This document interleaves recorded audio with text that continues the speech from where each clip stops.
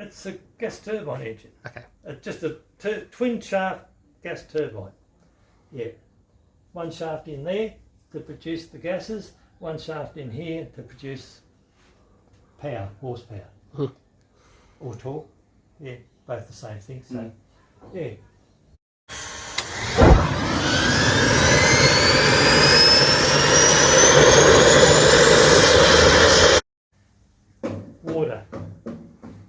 Water injection, water pump. At 1.5 bar, the water pump automatically cuts in from a pressure sensitive switch here, dumps through a water spray inside of there, which should theoretically drop the temperatures by about 100 degrees centigrade, going through the turbine wheel, which will keep the turbine at a safe level. Just a 12 volt motor, like a scooter type motor. Chain drive to a Subaru oil pump there. Has its own oil filter, pressure reliefs, all the usual bits and pieces required for an engine. Yeah. Solenoid for the starter, switch for the activates the starter. Filling water injection pump. That'll just drop down through into the water tank there. Check this amount of torque. Theoretically, it should bring that right down to there, which is 20 kilos, which is 44 pounds on a 2 foot long arm, which means it's 80 foot-pounds of torque. 80 foot-pounds of torque. If I can get 80 odd foot-pounds of torque at stall, all's okay. It should. Gearbox.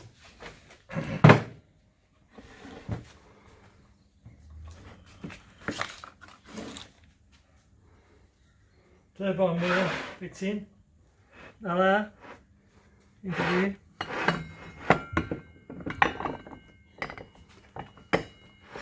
It turns that. Actually, it'll go that way.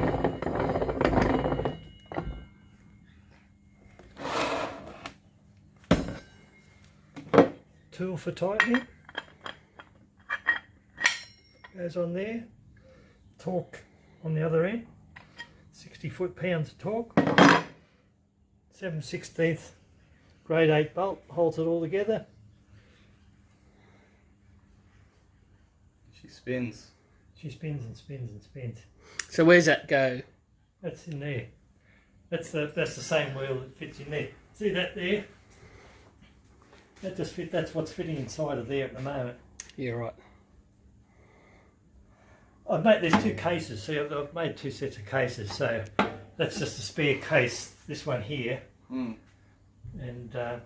yeah, that's actually the case that I'll use because it's all set up with all the drill holes and the securing screws and so forth. This is just a dummy slave case that I'm using.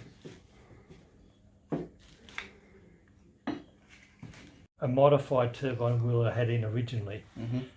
What I did is I cut most of the extruder off it to try and open it up, the flow area up. But by taking the extruder off, it also reduces the power of it because there's not as much gas deflection. Sure. A guy in the States found a bigger wheel for me, and so I replaced, this is a F trim wheel, and he found a G trim wheel, which is got a little bit, 6mm bigger extruder. Yep. But it just gave a bit more flow, which meant that I could leave it as standard. The extra gas deflection meant that I could have the pressure drop in the extruder rather than the pressure drop in the nozzle guide vane going in. So I swapped where the actual energy was being produced. With this wheel, the energy was being produced this way. With the new wheel, the energy is being produced more from that way. So it's a balancing act again. It's just trying to fiddle things a little bit. But yeah, she's a big lumpy. What do you do with it now? This one will probably just sit there and not be used. Okay. Got to be fired up. Okay, gas producer. this has got to be open when I fire it up. It relieves the pressure, the back pressure, so that it should idle easier. Okay, once it's up idling, I'll have a camera there. I want to keep an eye on this turbine wheel. See it doesn't get too hot. So I'll have that set up on the tripod over there. I then take it up to about 2 bar pressure. I check all my temperatures there, pressures, everything right. Then I close that. Yep. Puts the back pressure back on the engine. Check the temperatures again. Temperatures coming out of here, temperatures coming out of the compressors, see if there's a difference with the back pressure. If all's okay, I then crank it up to 2.8 bar with that open. Temperatures, check everything right. Close that, check temperatures again. If all's okay, bingo, wind it back down, throttle back down. Job done. Job done. That's all I've got to do.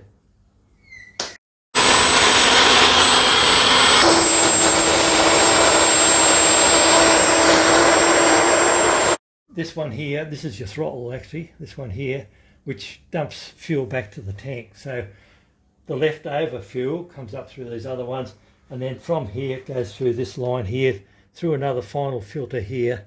That's actually off an Allison turbine helicopter engine. That final filter before it goes into the engine. And by having this little throttle valve here, I've got half a turn. All I need to do is make half a turn while that's spooling up. And it was perfect last time, so.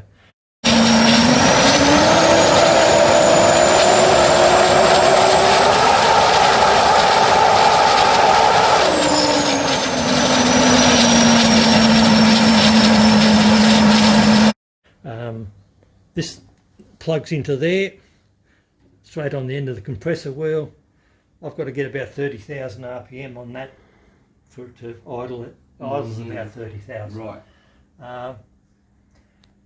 At which point it should be turning out about half a bar of pressure on here.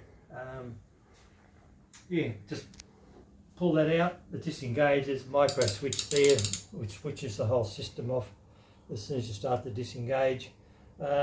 Yeah, it's got solenoids and master switches and all the usual bits and pieces. Yep. So, that seems to work. It's just a normal car starter motor, except that I run it on 24 volts instead of 12 volts. And I made a step-up gearbox so that the speed coming out of it's about 16 times what the speed normally is coming out. Instead of gearing it down, I gear it up. So yeah, right. It's, this is capable of about probably 50,000 RPM coming out of it at time. One reason I put the master switch on here was one time the solenoid welded itself together and it wouldn't turn the starter off. I pulled the starter out and sitting there screaming the head off. I couldn't turn it off. Ended up having to disconnect the battery. So. Master switch, that kills everything straight away. Yep. Big heavy duty cabling on everything. It's all, It's all Mickey Mouse, mate. It's finally getting there. It's 4 years in there getting to this point, but it's finally sorted out. A lot of troubles with combustion at one stage there. I just didn't matter how much fuel I put in, it just simply wouldn't burn it. Really? It's just it'd get up to a certain power setting and it would just blow the fuel straight through the engine. So I had to sort out a different combustion system for it. I now run on 2 parts petrol, 1 part Kero, which is a JP3, which is sort of the same fuel that your big airliners run on. They don't run on kerosene because they need the extra petrol in the fuel for high altitude relights. So, and the extra volatility of the petrol gets combustion going a little bit quicker than with the Kero, because the combustion space is only that long, and it's just one of the problems with the short combustion space. It's the chemistry. Things just won't. It takes time. It takes so many milliseconds for things to happen. And things aren't in there for very many milliseconds, so it just amounts to a problem that can't be solved. You've got to simply start the combustion as soon as you possibly can. And I changed the flame tube. I put little air caps at the front where there's 18 injectors at the back with 18 vaporising tubes. They discharge onto these little air caps which have little air holes out, and I've got combustion starting right at the front now. It's right at the front of the flame tube. It's starting to colour, so that's another problem solved. Yep. I had to put inlet guide vanes in here to put pre-swirl in the compressor because the compressor sucks 400 horsepower just to spin that compressor wheel out. It's there's a lot of energy in it. It's a lot of work. A lot of energy goes into this. Yeah. It spins probably 65,000, maybe a bit more, I suppose, at full throttle. I had to put Eddie's third slot in there because at one stage I thought that the surge was causing the problem. Don't know. I researched it and it said I should do it. I have little Winnie things here which blow up when there's air coming out of the anti-surge, and that normally just sits there waiting. Another little one at the front here just to check for surge. If you've got surge, that'll keep going sucked in, blow out, sucked in, blow out, sucked in, blow out. So as long as that stays inside and is following the contours of the inlet guide vanes, everything's fine. Got a gas cylinder that I hook on there. That gives me pre-ignition and starts to warm things up. Once that's alight, I just start feeding the fuel in. So I've got 4 batteries. I've got 2 batteries down there for the starter. They're just a starter pack. I've got a battery there which does the pumps, the fuel pump, oil pump, water pump. There's another little battery there which takes care of all the some of the electronics, the relays and so forth, which are in the system. So will you monitor this as well, the control bar there? That's my P2 gauge, which is the same as this bigger P2 gauge here, which this is a better gauge actually because it's just more accurate. It's picking up from a different position. So this one picks up from the front. That one there is actually hooked up to the propane injection. It picks up at the propane injectors which are within the end of the vaporizer tubes, which there could be a static pressure drop at that point because the air is trying to flow in and there'll be a pressure drop. So this one can be a couple of PSI lower than that one. Because the problem with gas turbines, you've got 3 pressures. You've got the total pressure, you've got a static pressure, and you've got a dynamic pressure because of the speed of things. You've got the same total pressure. It's like going into the compressor, it's 14.7 psi, same as out here. As it goes in here, the speed goes up and the static pressure starts to drop. So by the time it hits the compressor wheel, the air's at only about 12.5 psi of static pressure, but you've got 2 and a bit psi of dynamic pressure. So you've still got the same total pressure, but the static pressure drops because of the velocity. So, and this happens right throughout the whole engine. You've got these three pressures, and you've got to try and balance them up as best you can and get them through the engine basically. There's provision for air start. Like there's 3 air nozzles around the front of the where you can fit a scuba tank onto if need be. Rather than using electric start, you can use a scuba tank and just high pressure, which is a much better way of doing it actually. But you've got to keep filling scuba tanks, really, which makes it a bit hard for me to do. But a lot of the guys just simply use scuba tanks. It's almost instantaneous. You open it up and you've got 3,000 psi. It just goes zoom. It goes up really fast because you've got so much energy. But you get probably 3 starts out of a scuba tank is all you get. So, but at least oil, 10 litres a minute of oil going in, 70 psi. Just runs on standard turbo brass bearings. Yep. So it's basically standard turbo, the rotating assembly inside. The rest of it's all been made, but it's standard rotor, compressor, shaft, turbine wheel, bearings inside. I use the standard stuff because it gives no problems, because it's all worked out a long time ago. The main problems are combustion with this engine. It's just combustion's been a big problem. So a lot of air, 3.6 pounds a second of air. Same amount of air that's in a normal helicopter engine goes through a helicopter engine. So this actually will burn more fuel than a helicopter engine. Jeez. Yeah, so that's a 420 horsepower helicopter engine. So she's a thirsty bugger.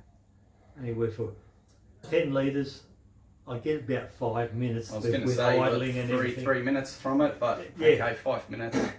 5 minutes, because at idle you're probably using a litre, best part of a litre a minute, so you've got a bit of time frame.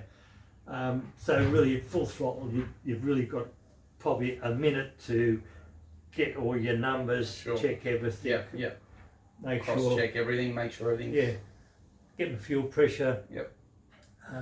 P4T, that's a dynamic pressure measured in the jet pipe coming out of in the interstate section. I should get about 12 psi, 10 to 12 psi there.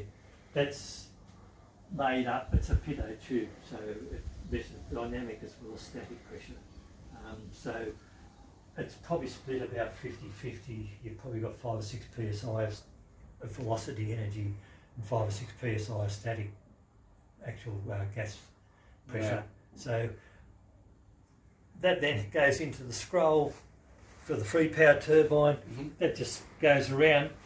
There's some angled vanes inside that. There's half a dozen angled vanes on the inlet side, and there's a Archimedean screw type of arrangement in there, which basically just forces the gases to come through the turbine wheel. It's basically just the gas deflection through the turbine wheel which produces your torque.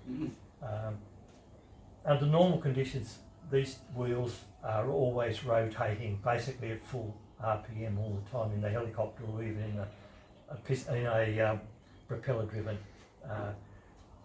They're not the ideal turbine wheel for our use because we need to run them at stall when we're stopped and when we need to take off. So they're not the best wheel, but they're the only wheel we can get hold of. So we're basically stuck with using them. The blading is very flat, and it's ideal at high RPM because the gases, the velocity triangles, everything's velocity triangles. The gases are going this way at high speed, so is the wheel. So in actual effect, the gases don't go that way. The gases actually just come straight through relative to the wheel. So it's at the moment there's a great big helix of gases coming out of this because of the angle of the blades of the turbine wheel. So it's a big corkscrew coming out of here. But at full RPM, that would just come straight out. So when we got this running tomorrow morning, stay well clear of over side. here. Another thing, don't get in line with this either there or there. Because if anything lets loose, it'll come straight out through the sides on both sides. So that's basically the turbine wheel in here won't move because it's locked with, it's got a clear layout, it's got the arm and everything else on that, so it's fine. None of this can move, it's all locked down as solid as can be. Great. That's fantastic. It just has spark ignition. One spark plug on the side, that's only just to get the gas alight. Once it's alight, you turn the spark off because it just keeps burning all the time. Looking forward to this, John, tomorrow. Looking forward to it. It's interesting. You'll hear it wind up and say, oh shit, it's a bit noisy. You'll take the mandatory couple of steps back. As everyone does. But it's something different. It's the biggest one that's been made in the world, so from us guys. So Great.